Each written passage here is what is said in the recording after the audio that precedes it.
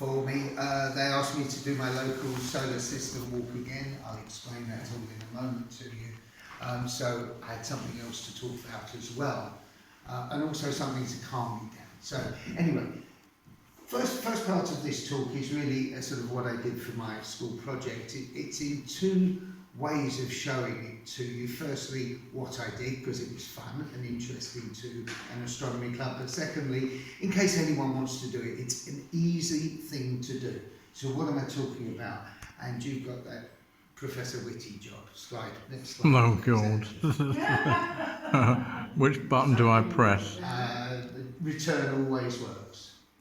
Return, is it? Yeah. Right, so in 2016, a neighbour of mine said, have you ever heard of a solar system scale model walk?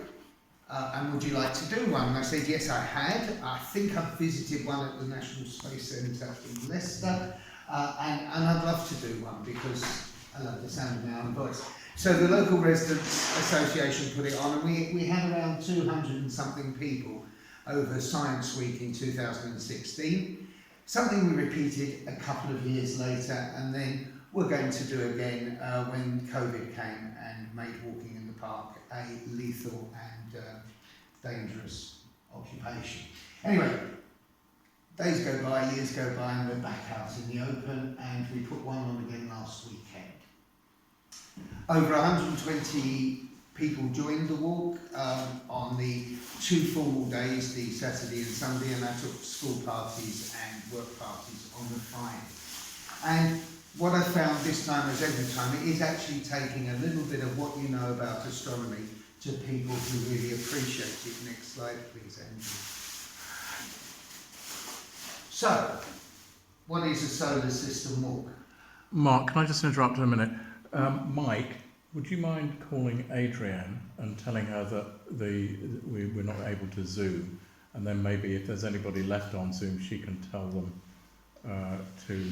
that it's being recorded, hopefully. Okay. So, I live in West Hampstead, and we have the beautiful Fortune Green in West Hampstead. We have Hampstead Cemetery and UCS playing field. And the Friends of the Fortune Green,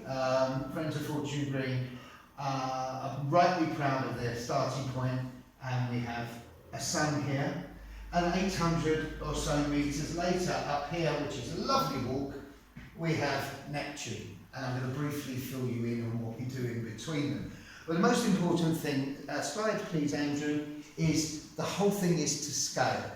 Now that sounds difficult, but of course there's the interwebs, so what you do, I just see my partner was calling me while I took this screenshot.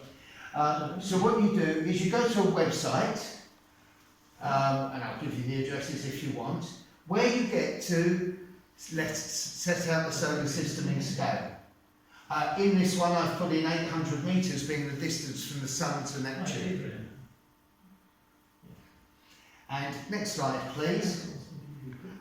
What the program then, what the website then does for you is tell you what the actual distances between these planets are, tell you what the scale distance is, because you are crushing stuff down, and tell you what the planet sizes are. The scale is 1 to 5.6 billion, so we're crushing stuff down 5.6 billion times to make the walk. How can you use that more effectively? You guessed. Next slide, please, Andrew. You then put the address you want to start it from into the same website, and it lays it over Google Maps for you, so you actually have your strike points for your various planets in your solar system. Andrew, please. So, then we set up the show, and I'll show you some bits of this in a moment. When I say show, I mean the show. So for example, this is the day I originally set it up. We had a ball on a piece of string for ages before we realised that the roads department had already provided us with a 25 centimetre ball. I'm going to bring that up again later, 25 centimetre ball on a pole. Move around because you're not very transparent. Parts of me are, no, none of me are. So we have our sun. And of course, when I've got school parties, I have the sun behind me on the pole, and I say, So nobody's got a football we can go and steal like Peter did. Can anyone think of everything?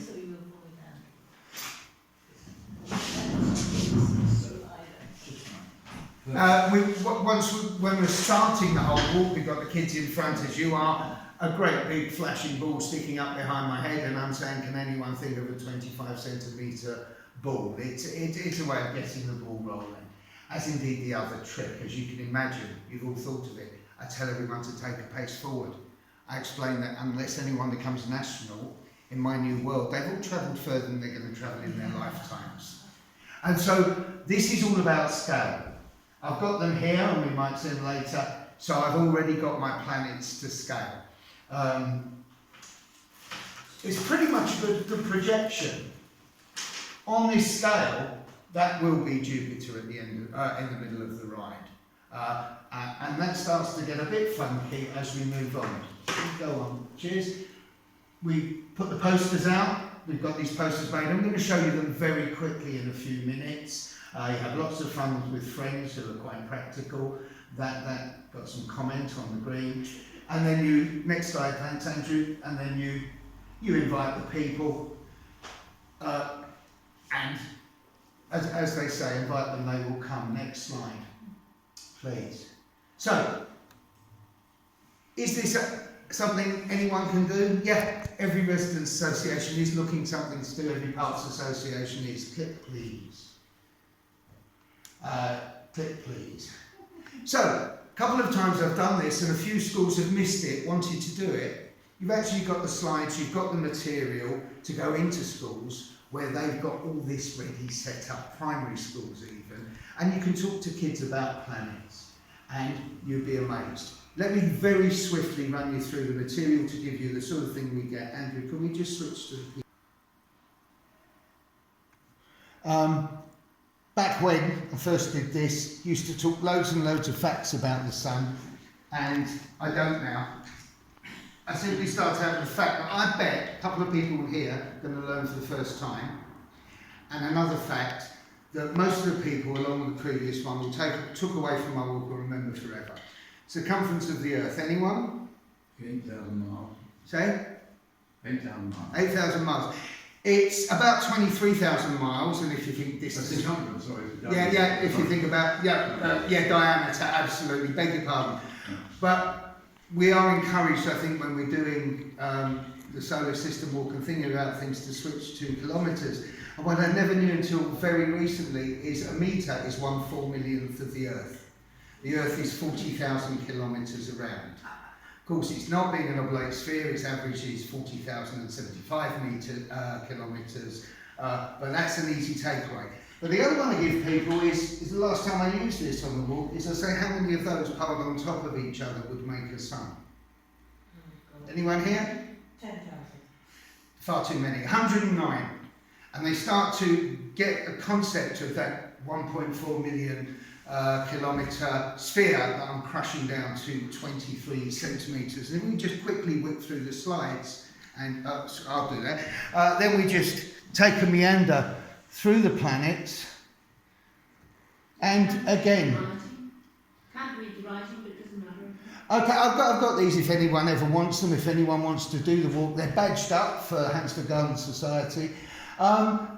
Facts about Mercury, facts about missions to Mercury. Everybody wants to know why Venus is such a hellhole you wouldn't want to go to, because unless you're a member of an astronomy club or read stuff about it, you don't know how horrible Venus would be. We talk about the chaos that was the inner solar system, how Venus the wrong way up. We talk to them about the formation of the moon. And then we get funky with the models when we go to the Earth Moon. We've kind of given up talking about the physical aspects. Two jokes I wanted to take away about this thing. One is that the Earth is really badly named, and the other is that space is really well named. And when we get to the Earth, the first thing we do is look at all the colours, and we see most of it's either blue or white, and therefore the Earth should be called the water. And then we talk about the composition of the moon, its Earth crust and all that jazz. And then I get one of my little pins out, that it is the moon. Because what I've done is I've shown everyone the true size of our planets when we've walked out 25 metres from the sun to the Earth. And there's the Earth, not the sticker, but the peppercorn, and then the smaller peppercorn or whatever, quarter the size, is the Moon. So I can get a pin out at the Earth, hold it that many, 5.9 centimetres, the scale correct distance of 400,000 kilometres, from my eye, and completely cover the flashing light on the green. They're starting to talk about orbits. We go on to Mars and talk about the expeditions to Mars, the current landers on Mars, the asteroid belt, its composition, its lack of composition. Then we get to the beauties of Jupiter and all the planets. So we just quickly go through that. And we travel through all the planets on the way out, which I don't want to bore you with, talking about their composition, but then we start to talk about, as we get out to the ice giants, to Uranus and Neptune, we talk about their discovery. We talk about human endeavour, we talk about human science. Because on the way back we're talking about the moons of Saturn, talking about missions we've sent to Titan and things like that. And then we finish for my bit of evangelical stuff on the green. Oh sorry, evangelical nothing. When we get to Neptune, we turn around and I get the most florid voiced amongst them to read Carl Sagan's quote on the pale blue dot. If anyone's not familiar with that photo, it's the finest photograph of Earth ever taken, and that quote is the most moving quote ever written. So I strongly recommend you look up the pale blue dot. Better still, go to YouTube, listen to Carl Sagan recite it. So then we finish on the green where we started at Jupiter.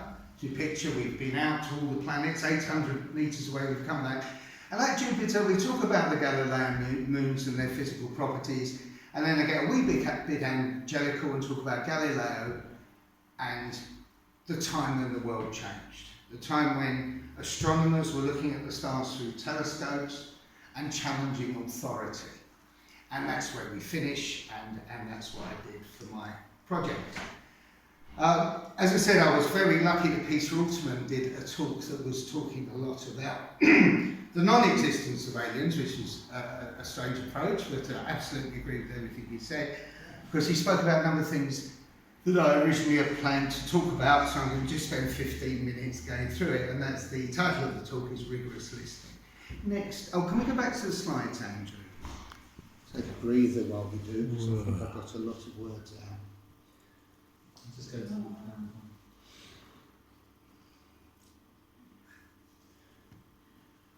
That's it. So if we just play from current slide. Actually, no, I'll just whip through that because I've passed it. Sorry, no problem. Just that slide did remind me of one thing, and that's sort of things people talk about. Because we're with them an hour and a quarter. Pluto comes up a lot, which naturally leads on to the shape of planets and discoveries of... that's a corky. On the walk we can see Wembley Stadium. Mike Brown reckons Planet 9 is at Wembley Stadium, and nobody's disproved that since I first did the walk. I get to the end, we've done 800 metres. I point roughly to where Pluto is at the moment, where Voyager would be, the Voyagers, and then I ask them to guess. The Sun, remember, is 25 centimetres. I asked them to guess where the 23 centimetre Alpha Centauri will be. Now, I've told you the sort of scale, so does anyone want to take a guess where Alpha Centauri would be at a 5.6 billion to 1 reduction? Edgware. And a lot of people went further north than Edgware, and some people further south. The answer to that question is Chicago. Now, when I said there were two things I wanted to teach them, that's one of my punchlines. Earth is stupidly named, it should be called water, but space is very well named. And there's a message in that. And also, don't be glib, because 65 million years ago, the dinosaurs got it wrong. If we can just whip through that, because I think we should get on to the final part. I suspect time flies like, birds of Hampstead Cemetery come up a lot. Next. Keep going through them. That was quite an interesting one about the Umiguli bird, wasn't it? I have Richard here, who's an expert on the subject. We have a bird from Ghana in Hampstead Cemetery, not Kenya. Peggy told me, which has been released, and it's very, very unusual. inclinations of the ecliptic, alien life, the age of reason. So if we can go to the next one, we can get into the final furlongs now. Okay, sorry, go through this one, it was the next one. Yep. Yeah.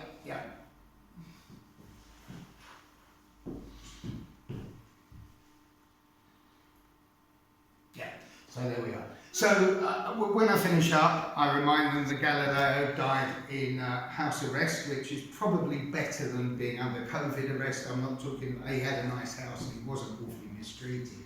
So he wasn't a great martyr. But as he was sent down, as it were, for the revolutions of the worlds and the theories put in, he walks away saying, and yet it moves. And thus began the age of reason. Next slide, please, Andrew.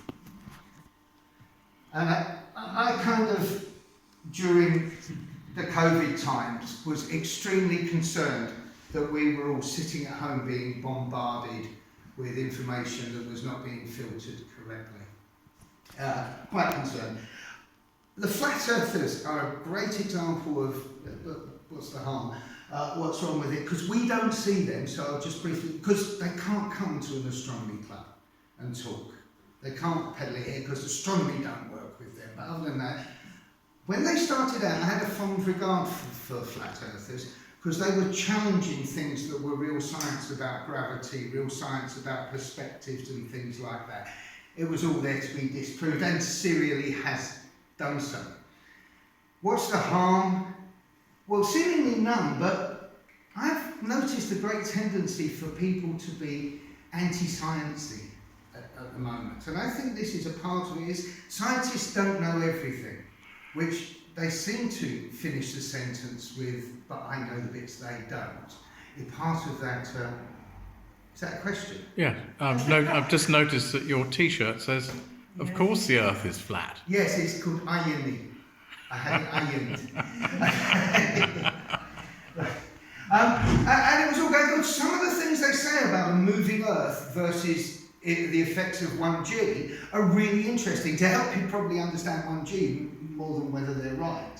But they start to go into that space of not trusting people and then move a little bit further into therefore others are liars. When it all goes down, you say to a flat earther, yeah, but somebody flew up and seen it. No, they didn't, they're lying. And there is only one